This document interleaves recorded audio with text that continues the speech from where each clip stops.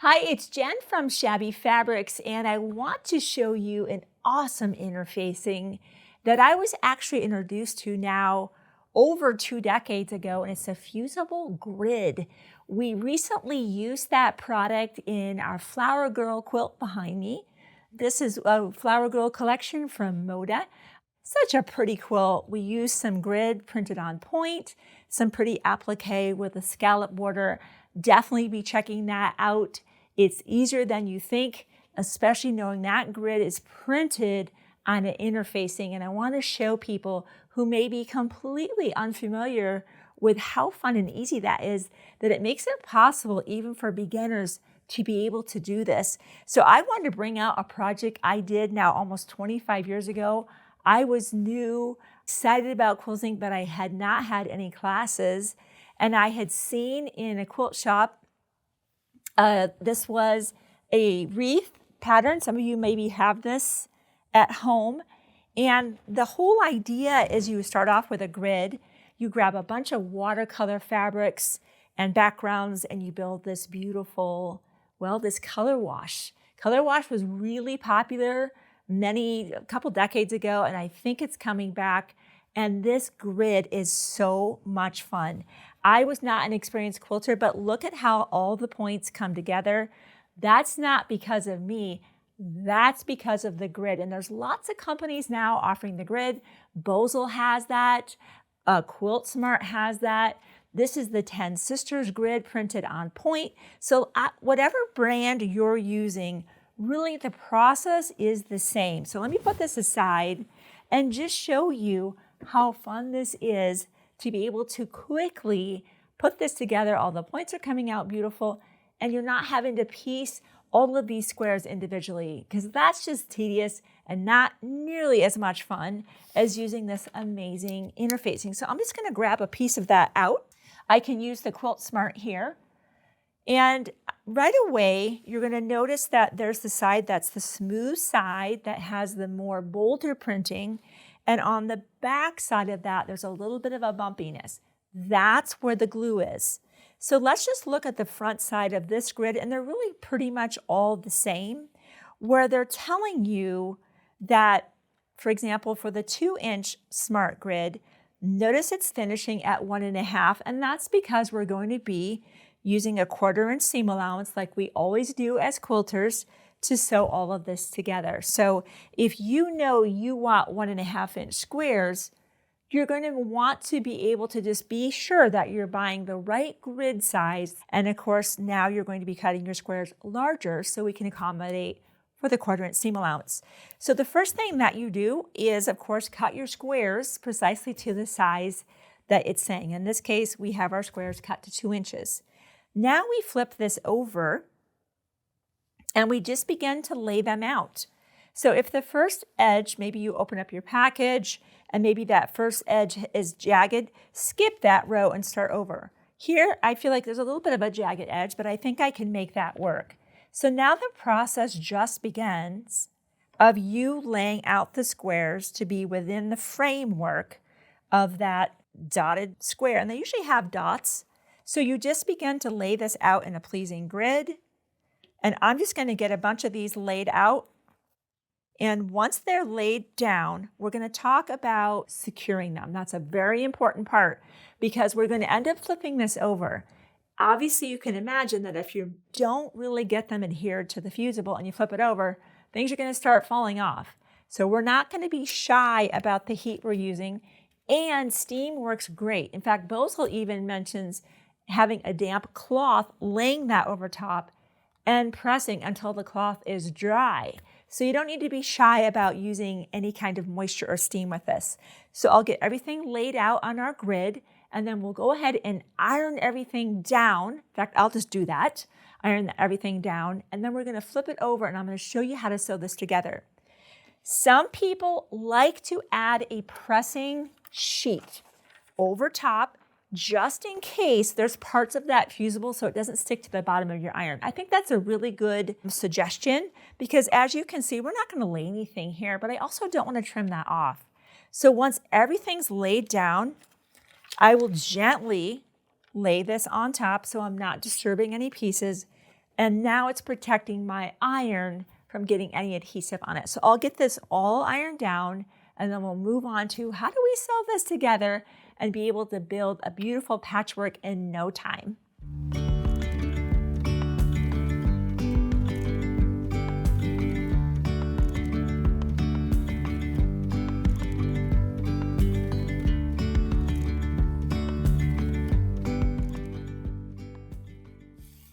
Okay, you can see that you don't have to baby this. And that one was just from the stack. Make sure nothing's fallen off. If it is, put something back in place and repress. Now that this is here, we're going to flip it over. And this is such a cool process. See the dotted lines right here. Notice how some of these squares aren't exactly straight. It doesn't matter. One of my favorite things. Don't worry. You don't have to lift this up and move that over. It's all going to work out because all of that will be caught in a seam allowance. Even here, see how that's off by 1/8 of an inch? Don't worry. Now, if it bugs you and if it's off considerably, simply take it off, peel it away, and move it where you want it. If it bugs you, fix it. But all I'm trying to let you know is they do not need to be perfectly centered in there because we're going to be taking a 1/4 inch seam allowance. Once everything is down, you're happy, you're ready to go, and I see this one right here. You see how that one's coming off? I'm just gonna iron that back down here. We don't wanna get to the sewing machine and things are starting to come apart. So you don't have to baby this thing. Even if you wanna flip it over and iron it from this side, whatever you want to do to feel confident everything is where it should be. We'll give it one more good press.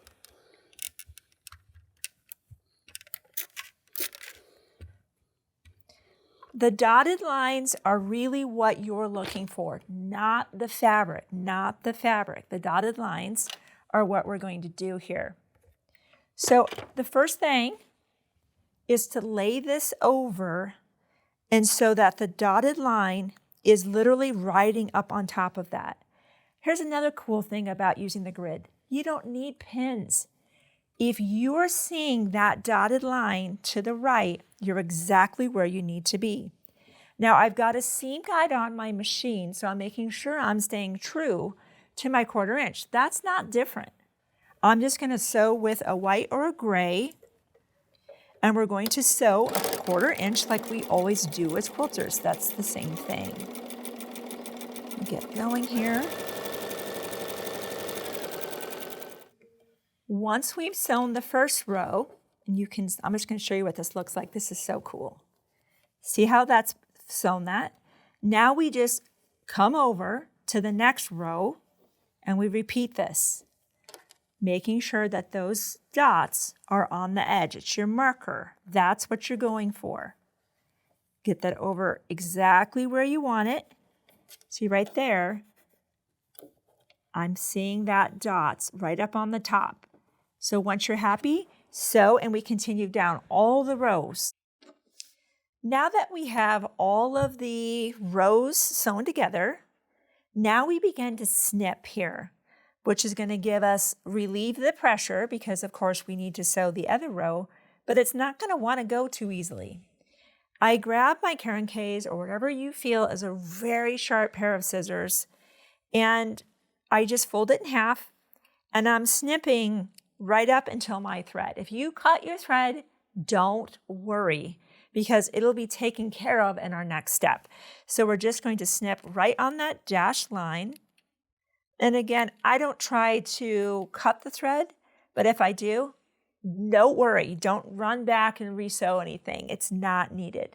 And then I just keep folding and snipping all the way down.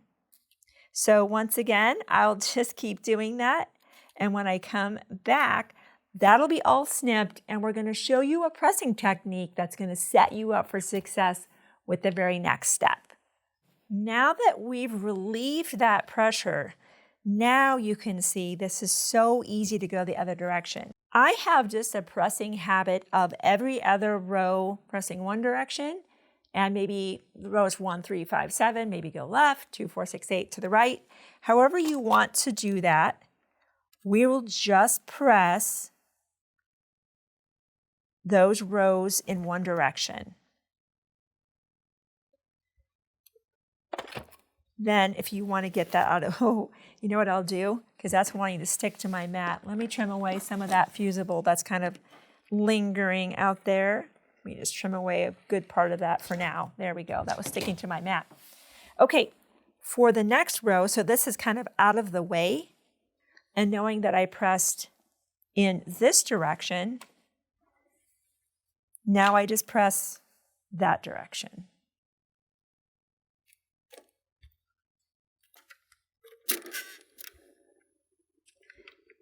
And now that I'm going this direction, you get the idea that now that that's like that, that's this way, then we know our next row is this way.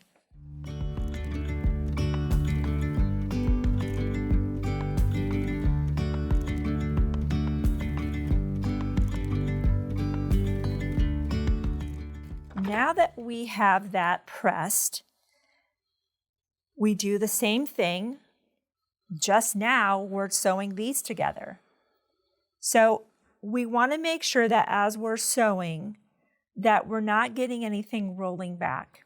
You could clip that if you want to use the Wonder Clips and clip that, or just be mindful of that. If you're like, no, I'm concerned that that's going to roll back on me, you could absolutely clip these. You could pin these or keep track of them. However you want to do that, we just want to make sure that that seam down there is not rolling anywhere. So I'll just clip these here. And we head off to the machine, and once again, 1/4 inch seam allowance.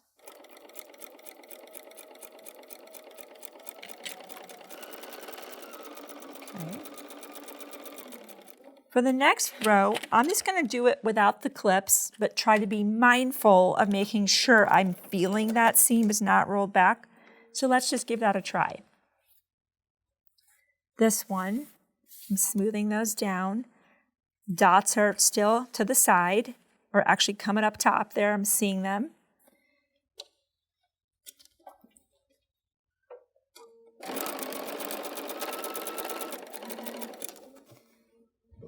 And I can see to the side that is down.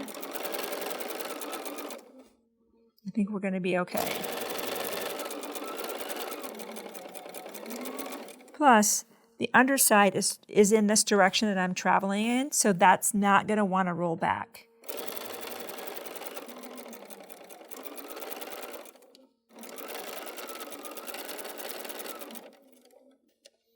Now, I have heard some people who do grid change the side, like they would flip this over and start on this side. They'd start here and go to the other end, and the next row they start here. Because some people believe that if you stay on the same side, it'll start to bow. So that's something that I just want to share every tip I've ever heard about Fusible Grid.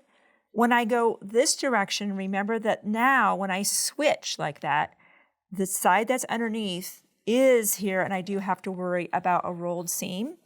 So if you do switch sides that you're sewing, just know that you'll need to now keep track of that underneath and make sure it's good and flat.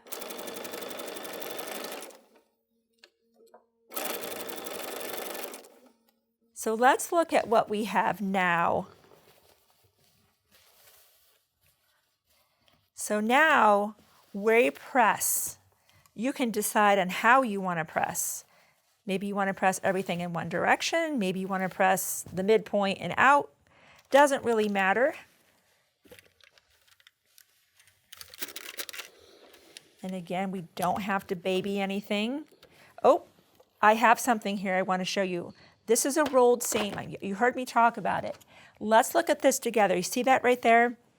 Sometimes when I've had rolled seams on other quilts, it's not that big of a deal, but with the bulk of the fabric and the bulk of the interfacing, this would be very problematic for the quilting process, and it might leave a little bit of a lump. How do we solve that? First, determine where the seam should have gone, and you could see everything's traveling here. what do? We just pop one thread, maybe two, get it going that direction, and I'm just going to re-stitch that. I'm actually glad that happened. Let's see if we have any other rolled seams. It looks like everything behaved itself except that one. That's okay. We got that fixed in record time. No problem. And I will just press some in that direction and maybe press the other rows in this direction. This is really your discretion.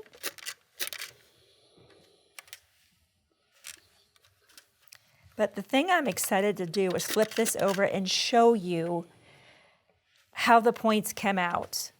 It's awesome. Can you imagine if I was just the same fabrics that we laid out on the grid, sewing them together, trying to piece them all together, pinning the rows together and trying to get all those points to hit? I'd be here for so much longer and would not have nearly the accuracy. Let's look at this.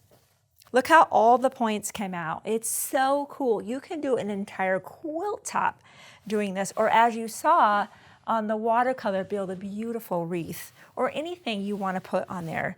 So if you have been curious about Fusible Grid and how does it work, and you can see it's so fun, so easy to do. You can make amazing things like watercolor quilts. Everything's locked into position, and you can see it's a really fun process and really fun to have someone help you lay out the pieces. If you've got kids or grandkids that want to be able to jump in, maybe they can lay things out until you all find a pleasing arrangement and then, steam everything down and sew it together.